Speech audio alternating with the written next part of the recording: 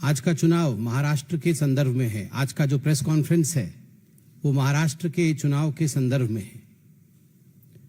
आप सभी जानते हैं कल संविधान दिवस था। संविधान दिवस के उपलक्ष्य पर जिस प्रकार से मल्लिकार्जुन खड़गे जी ने अपने कार्यालय, कांग्रेस के कार्यालय में भाषण देते हुए उन्होंने ईवीएम को कोसा है और जिस प्रकार उन्होंने कहा है कि ईवीएम हटाना है और बैलेट पेपर को फिर से लेकर आना है, उस विषय में आज यह प्रेस कॉन्फ्रेंस हो रही है। मल्लिकार्जुन जी ने कहा है कि हमें ईवीएम को साइड में रखना है। मल्लिकार्जुन जी, आप ईवीएम को साइड में रखिए या ना रखिए, मगर जनता ने कांग्रेस पार्टी को तो साइड में रख दिया है। इसमें कोई दो मत नहीं है कि आज किसी भी राज्य में कांग्रेस साइड में है। Congress has been sidelined in the election of literally every state, even in Jharkhand. आज कांग्रेस पार्टी भारतीय जनता पार्टी के पीछे है। महाराष्ट्र में तो नेस्तनाबूत हो गई है। मात्र 16 सीटें लेकर कांग्रेस पार्टी महाराष्ट्र में आई है, जहां महायुति की प्रचंड जीत हुई है। वही कांग्रेस पार्टी आज महाराष्ट्र में एक तरह से उसका सफाया हुआ है। स्वाभाविक है, the frustration is written large on the face of the leaders of Congress party, including mister Rahul Gandhi and others. Mallikarjun खड़गे जी ने कहा कि हमें ईवीएम कतई नहीं चाहिए। मल्लिकार्जुन जी, राहुल गांधी जी, आपको ईवीएम नहीं चाहिए, आपको जुडिशियरी भी नहीं चाहिए। आप तो बता रहे थे जुडिशियरी का काम भी हमें करना पड़ रहा है, वो नहीं कर रहे हैं।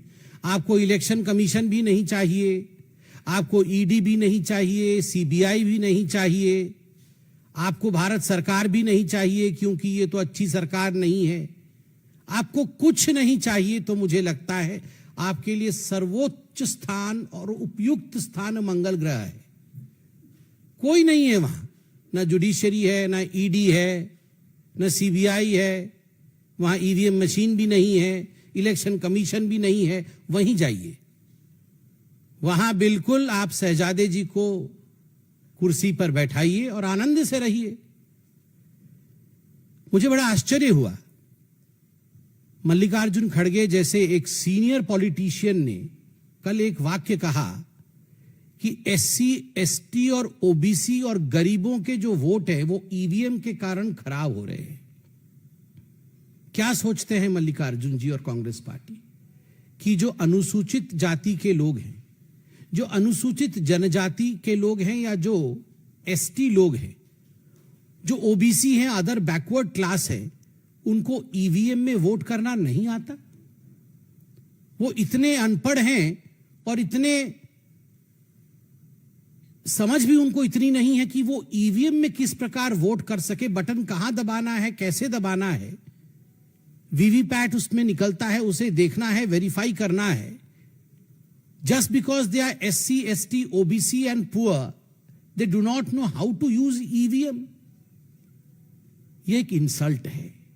ये कहीं ना कहीं एससी, एसटी और ओबीसी समाज के प्रति एक बहुत बड़ा इंसल्ट है, एक बहुत बड़ा धक्का है। और मैं ये एक्सपेक्ट नहीं कर रहा था। मुझे नहीं लगता था कि मल्लिकार्जुन खड़गे जैसा सीनियर व्यक्ति इस प्रकार के वाक्य का प्रयोग करेगा। मल्लिकार्जुन जी का यह भी कहना था कि हम तो बैलेट पेपर किसी भी कीमत पर लेकर आएंगे और ईवीएम मशीन जो है वो नरेंद्र मोदी और अमित शाह जी के घर पे रख दीजिए। मोदी जी और अमित शाह जी के घर पे ईवीएम मशीन रख दीजिए, हम बैलेट पेपर लेके आएंगे। खड़गे जी, राहुल जी, मोदी जी के घर में ईवीएम मशीन है। E for energy, V for विकास, एम फॉर मेहनत। मशीन की तरह मोदी जी काम करते हैं। He works like a machine and he has EVM. वो ऊर्जा उनके पास है। E for energy, V for विकास, विकास के लिए, डेवलपमेंट के लिए काम करते हैं। और वो अतुलनीय मेहनत, ईवीएम, उसी के कारण आज भारतीय जनता पार्टी जीत रही है। सही कह रहे हैं, हम ईवीएम के कारण जीत रहे हैं, जहां ई से एनर्जी, वी से विकास और एम से मेहनत होता है, और आप आरबीएम के कारण हार रहे हैं। आरबीएम का अर्थ है राहुल्स बेकार मैनेजमेंट। हम ईवीएम के कारण जीत रहे हैं, आप आरबीएम के कारण हार रहे हैं। खराबी मशीन में नहीं है, खराबी लीडरशिप में है। ईवीएम ठीक है, राहुल खराब है। आप ईवीएम बाद में बदलिएगा, राहुल को बदलिए। बताइए, कोई भी प्रतिद्वंदी इस प्रकार का अनसॉलिसिटेड एडवाइस नहीं देता है, मगर फिर भी मुझे लगता है लोकतंत्र में इतनी शिष्टाचार होनी चाहिए कि इतने वर्षों तक साथ साथ पार्लियामेंट में और असेंबलीज में बैठने के बाद कम से कम कुछ एडवाइस हमें, भले ही वो अनसॉलिसिटेड लगे, हमें देना चाहिए। मैं तो मल्लिकार्जुन जी से कहूंगा, मल्लिकार्जुन जी जानते हैं, वैसे कभी कभी उनके चेहरे को मैं भी पढ़ता हूं, वो जानते हैं खराबी कहां है, बेचारे बोल नहीं पाते हैं। बदलने की आवश्यकता है राहुल गांधी को, ईवीएम को नहीं। और वो कह रहे थे मल्लिकार्जुन जी की बैलेट पेपर के लिए हम यात्रा निकालेंगे। आजकल वो नया शब्द उनका यात्रा चल रहा है बड़ा, भारत जोड़ो यात्रा, उसी से सब कुछ मंगल हो गया। और भारत जोड़ो यात्रा के बाद आप बोल रहे हैं बैलेट पेपर यात्रा निकालेंगे। वैसे भी ठीक ही है, वैसे निकालना चाहिए, यात्रा निकालना चाहिए। टाइम भी है उनके पास अभी यात्रा निकालने के लिए, और कुछ काम भी नहीं है कांग्रेस के पास, तो घर में खाली नहीं बैठना चाहिए। नेताओं को कुछ ना कुछ करते रहना चाहिए। यात्रा ही सही, आप यात्रा निकालिए, अच्छी बात है। ऑन अ सीरियस नोट, जो मल्लिकार्जुन जी ने कहा कि हम ईवीएम हटाएंगे और बैलेट पेपर लेके आना चाहते हैं, और कोइंसिडेंस देखिए, सुप्रीम कोर्ट में ठीक उसी समय एक पिटीशन पे सुनवाई चल रही थी। मिस्टर के पॉल ने पिटीशन डाल रखा था कि ईवीएम मशीन हटाने की आवश्यकता है, ईवीएम से धांधली होती है और बैलेट पेपर पे आने की आवश्यकता है। और सुप्रीम कोर्ट में जस्टिस विक्रमनाथ जी और जस्टिस प्रसन्न बी वराले, दोनों जस्टिसेस, उनकी खंडपीठ इसकी सुनवाई कर रही थी। स्पष्ट रूप से इस खंडपीठ ने पूरे विषय की सुनवाई के पश्चात कहा है कि ईवीएम में खराबी नहीं है।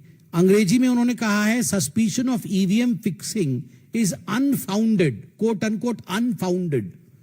ईवीएम मशीन में कोई गड़बड़ी नहीं है। आगे वो कहते हैं, जो कैंडिडेट हार जाती है वो आके ईवीएम का रोना रोती है, जीतने से ईवीएम ठीक, हारने से ईवीएम खराब। ये अंगूर खट्टे वाली कहानी है। और एग्जैक्टली कांग्रेस पार्टी, मुझे तो लगता है कि ये शब्द कांग्रेस पार्टी के लिए ही कहे गए, बिल्कुल हूबहू कांग्रेस पार्टी के लिए फिट हो रहे हैं। और कोइंसिडेंस देखिए, यहां मल्लिकार्जुन खड़गे जी भाषण दे रहे हैं कि ईवीएम हटाना है, ईवीएम में खराबी है, और यहां सुप्रीम कोर्ट कह रही है ईवीएम में खराबी नहीं है, हारने वाले को हमेशा ईवीएम में ही खराबी नजर आती है। मैं तो एक सवाल पूछना चाहता हूं, आप यात्रा निकालने चाहते हैं, आप ईवीएम को फेंकना चाहते हैं, ये सब कुछ ठीक है।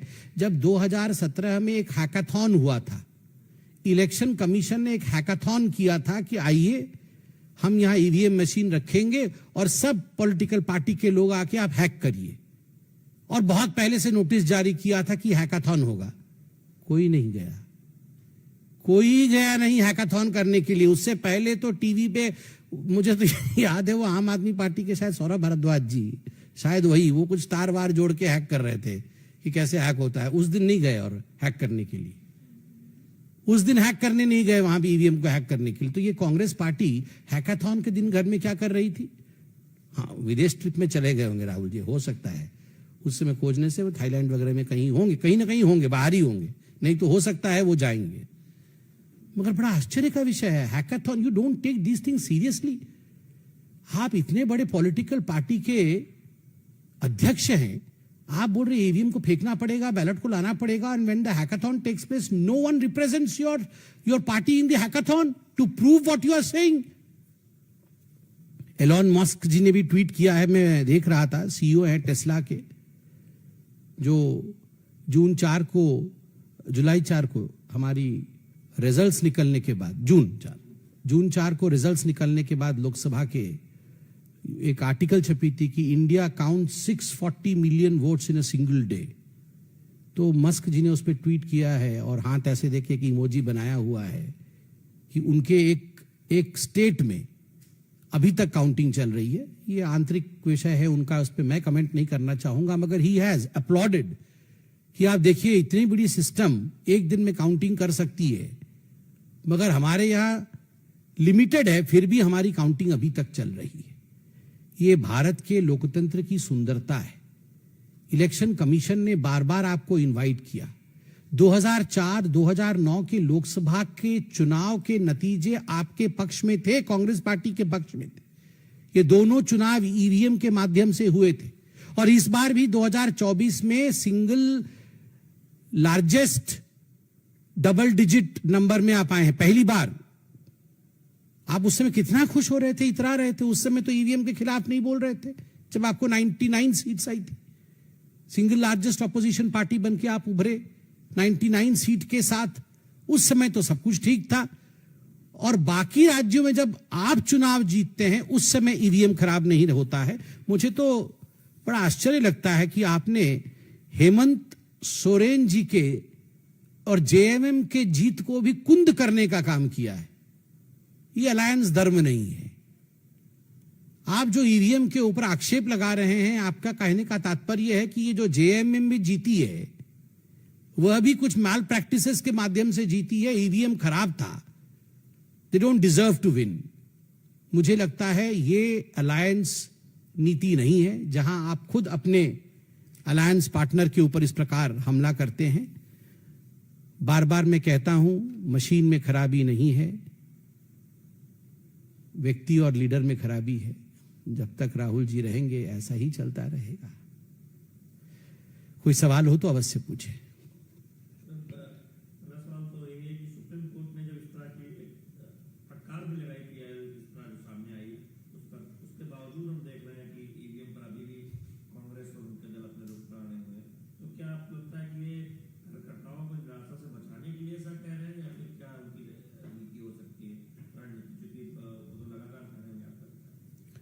क्या रणनीति हो सकती है और क्या बोलेंगे लोगों को? सब कार्यकर्ता कांग्रेस पार्टी के जानता है, सब जानते हैं कि राहुल गांधी से नहीं हो पाएगा। ये कौन नहीं जानता है? मैं भी जानता हूं, वो कार्यकर्ता भी जानता, हमारे सारे कार्यकर्ता जानते हैं। आप लोग बोलते नहीं है, आप लोग भी मन में सोच के देखिए और कांग्रेस वालों से पूछिए, वो भी बोलते नहीं हो पाएगा उससे। अब क्या बोलेंगे कि ये चुनाव राहुल गांधी जी के कारण हार गए? अब यही सब बोलेंगे, ईवीएम खराब हो गया जी, मशीन खराब हो गई, बिजली कट गई, रोड खराब था, हमारा कार काम नहीं कर रहा था। यही सब बोले, कुछ तो बोलना पड़ेगा ना। अब यही बोलते हैं ईवीएम खराब हो गया है, जानते सब है कि राहुल खराब हो गए हैं।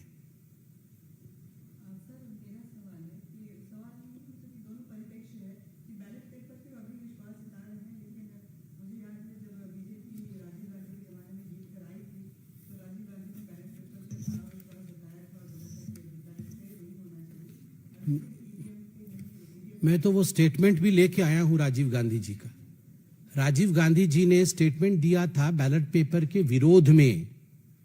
राजीव गांधी जी ने कहा था कि ये 86 सीट बीजेपी को कैसे आ गई, और वो कथन में राजीव गांधी जी का स्टेटमेंट पढ़ देता हूं।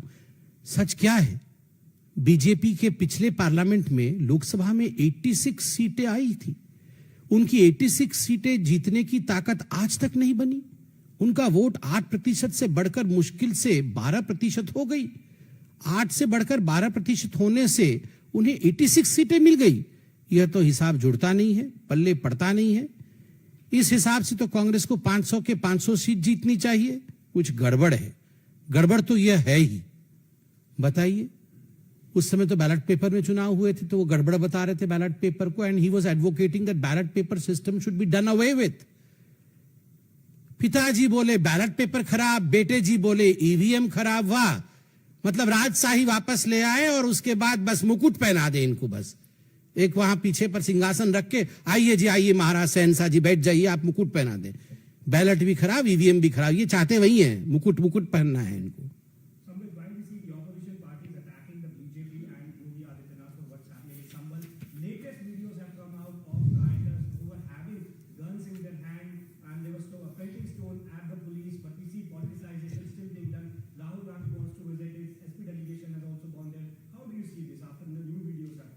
So it's a sensitive issue. It's a very sensitive issue.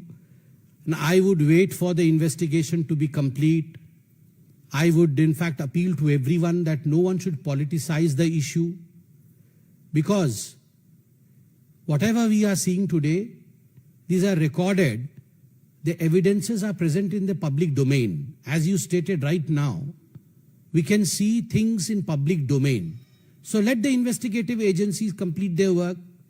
दूध का दूध और पानी का पानी हो जाएगा. देखिए, जहां तक आपने संभल के विषय में सवाल पूछा है, मेरा बड़ा स्पष्ट मानना है कि इस पर किसी प्रकार की राजनीति नहीं, इस पर इन्वेस्टिगेशन चल रही है और हम सबको इन्वेस्टिगेशन के नतीजे का इंतजार करना चाहिए. और भारतवर्ष में संविधान का राज है. स्वाभाविक रूप से जो लोग इसके पीछे रिस्पॉन्सिबल हैं, जिनके कारण ये हुआ है, उनको बख्शा नहीं जाएगा.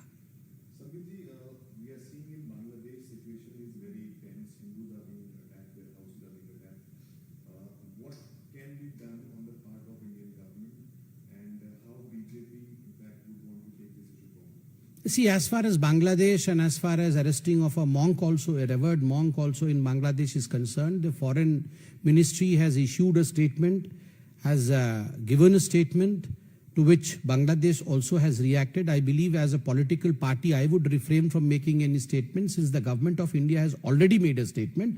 We ditto the stand of the government of India.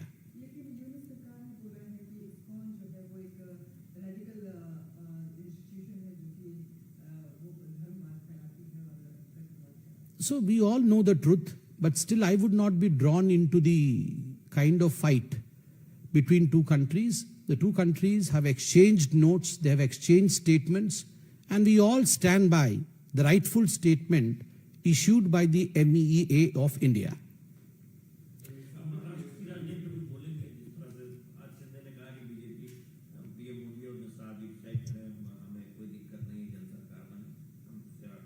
देखिए, यह विषय महायुति का है, उनके बीच मीटिंग का है.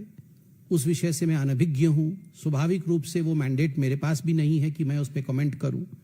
मैंने भी अभी माननीय शिंदे जी के प्रेस कॉन्फ्रेंस को सुना. शिष्टता, शालीनता और भद्रता के शब्दों को उन्होंने बहुत अच्छे से पिरोया है, हम सब ने सुना है. और इस विषय पे जब तक बैठक इत्यादि नहीं होती है, मुझे लगता है हम अभी इस विषय से अनभिज्ञ हैं.